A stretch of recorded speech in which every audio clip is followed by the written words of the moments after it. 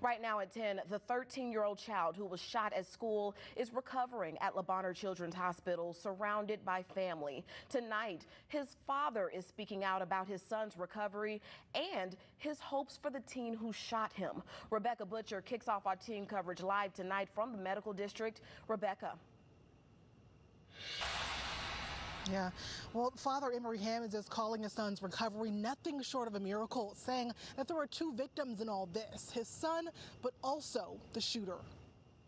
Well, it was fearful moments for students inside Cummings K-8 Optional School after a shooting inside, plus heart-pumping moments for parents as they waited to reunite with their little ones. Father Emory Hammonds got the call everyone else that day was dreading, one saying his 13-year-old son was injured. Well, I got a call from the principal, and she said my son's been shot, and I'm like, what?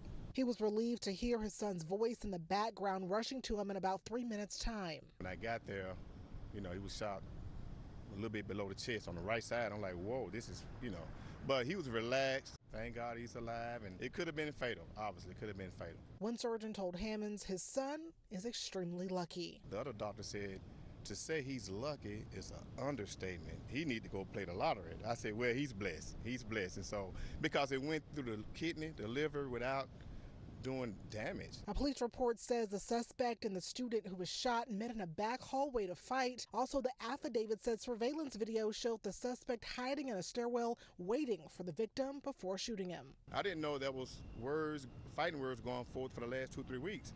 So I got to know it's possible that my son could have somehow got a gun and taken it to school. It could have been the other way around. So how would I want my son treated? Hammond says he doesn't believe bullying was involved and sees the situation as a reminder to draw close to our kids. The shooter's also a victim to me because, like I said, I want to do a better job. I don't want to fail my son, and I don't want the system to fail this 12, 13-year-old kid. That teen suspect is charged with attempted first-degree murder.